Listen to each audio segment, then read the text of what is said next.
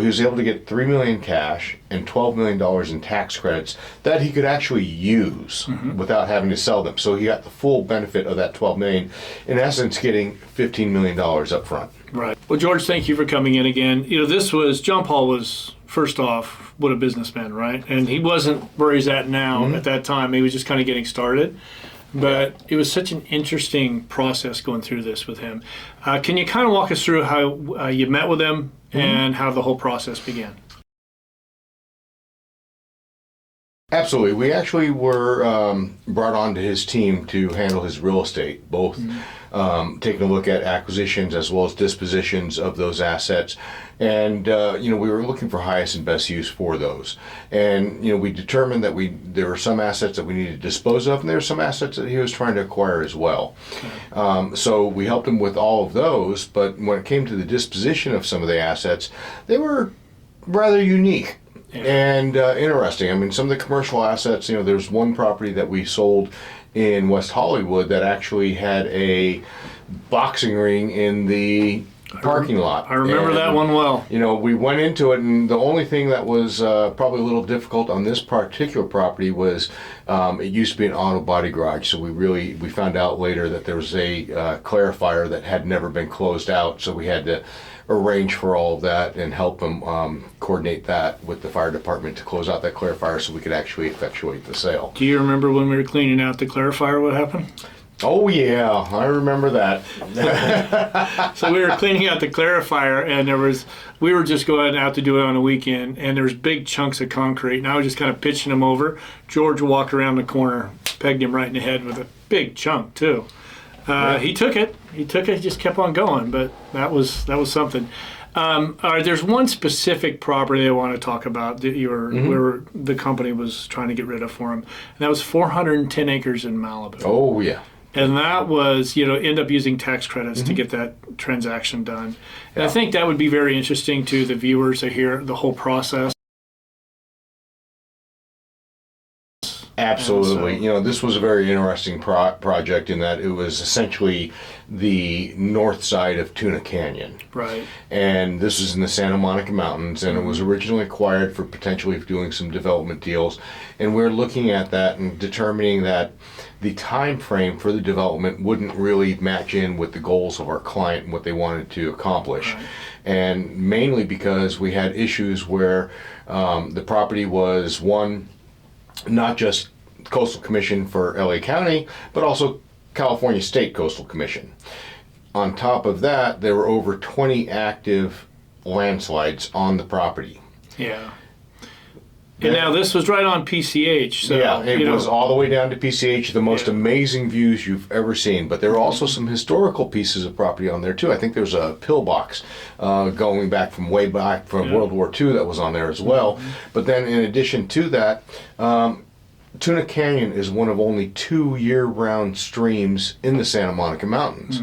So because of all of that, we felt that trying to develop this land would take a lot more time because a lot of the conservationists and everyone would actually step in and probably fight it and fight that development. So we started looking, but obviously 410 acres, what are you going to do with it? So we, of course, went through the normal channels, start talking to developers. We went and approached a developer that actually had another development that they were doing right across the Tuna Canyon, just on the other side. So we figured that if he had gone through the steps, he was the most likely buyer because he understands what could and couldn't happen. And he dealt with the Coastal Commission already. Exactly. Now, there's one thing I want to touch on. There was some frogs, I believe it was. Frogs, yeah. Yep. I was trying to think frogs, snakes, or some kind of bug. But it was frogs that were in that creek. They were protected. Yeah, there were some issues that came up when it came to the development side of it that would make it very difficult to develop. Right. So we started looking at other avenues, but the problem that we ran into was, the parties that were interested in the parcel not for non-development really didn't have the cash to purchase the property. Right. So we started trying to figure out, well, what can we do in this situation? So we're structuring deals in different ways, and we came in and found actually the perfect buyer for it. Well, hold on. Let me ask you this: what did you list the property at? Listed the property at $15 million. Okay, $15 million. It was going to have to be an all-cash sale, or were they able to finance that? Back in the day, It would have been at least 50% down, probably a little bit more considering the raw land nature of the property itself and the development potential. So it probably they would have essentially be all cash. Okay. And then how long did you actually have it on the market? We had that property on the market for, I would say, close to 4 months at the time, 4 to 5 months, when we were looking for a traditional buyer for the development aspect of it, because we thought that they could pay the most, obviously. Right. And that's how we actually came to that valuation. We did a highest and best use valuation for a development aspect of the sale, and came to the idea that the property was worth $15 million based upon what you could develop, the amount of estates and things with the ocean views in the areas, and leaving most of that property actually untouched on the backside. Mm-hmm. Now, how did you come up with the idea of doing it, selling it with tax credits? Well, working the tax credits into the sale? I'd like to take I'd like to take credit for it, but I can't.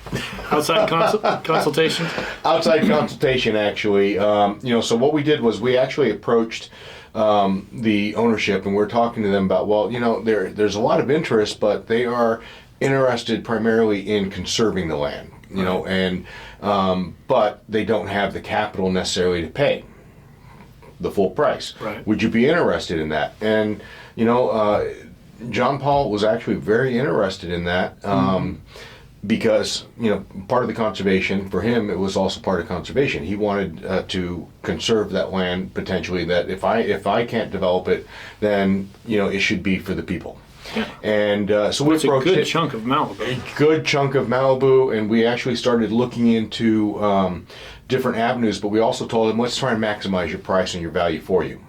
Don't just take the offer, because the cash offers that we're getting from these different trusts were in the $3 to $5 million range, and that was all they had, and that's all they could really afford to pay for it. So we were actually very lucky to be able to find the perfect buyer for it at the time. Part of it was searching, part of it was just timing and luck.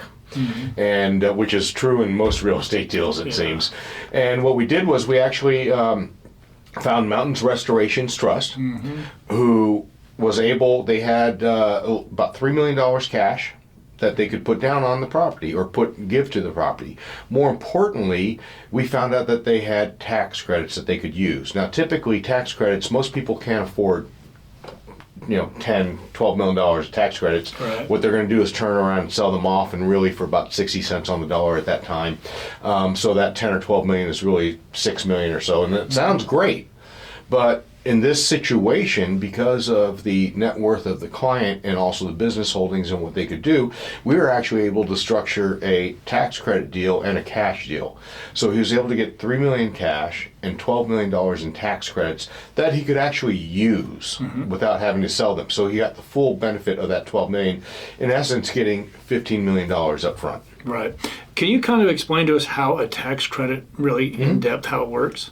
Sure. Tax credits are different than, a lot of people think that you offset your income. Right. It's not that. It's actually a credit toward the taxes you owe. Right. So essentially, if you have a tax credit, or you can apply that to any of the taxes that you owe. So after you do your taxes, let's say you may owe $100,000, $200,000. Hopefully, because you've done really well that year in taxes, that you may owe a few $100,000. If you have $100,000 tax credits, it doesn't offset your income, it offsets the actual tax amount. So they're really valuable because they're actual dollar for dollar that you can get. Now, typically though, how the tax credit scenario works in real estate is that a tax credit's given usually by a government or a private entity that's a nonprofit that has tax credits that they can give, and then it's given to a developer, and that developer uses it to fund their development by selling the tax credits to other high net worth companies or people that can actually use it. But when they sell it, they're typically selling it at 60, 70 cents on the dollar. So they're not getting the full benefit of it. Right. In this scenario, again, it just was a perfect storm where our client was able to actually utilize all of the tax credits. Yeah, I remember when he found out, he was super excited. So. Yep. And the best part about this also is that this was the missing puzzle piece to actually connect walking trails and hiking trails all the way from the San Fernando Valley all the way to Malibu. I forgot all It about was that. the last piece of the puzzle, and it was deeded in perpetuity to never be developed. Yeah. You know, and in kindness, the Mountains Restoration Trust actually put a beautiful sign up there saying that it was through the John Paul DeJoria family donated the land over and with tax credits and Yeah, the deal. it's a great property too. So, and Malibu was very thankful as well. They even Yeah. gave him a nice article about it. So, Absolutely. but it was very entrepreneurial the way this was handled, and I think it was an interesting story. What's next? Do you think we should do the human carrying drones video? Absolutely. This is a project that I'm one of my personal favorites. I've been working on for the last 5 years that will actually affect the landscape of Los Angeles. Right. You notice it's a lot of travel. So you start with Elon Musk, and now you're doing the drones thing. So, so just in short, folks. So George has been working with a client. They're going to have human-carrying drones flying around Los Angeles in the next couple of years. So it's coming very quickly. He's been working on it for 5 years. Going to be an interesting story how this deal was put together. So, George, thank you for coming in today. For those of you who are watching, thank you for watching. If you could, please give us a like, and if you haven't done so, make sure you subscribe.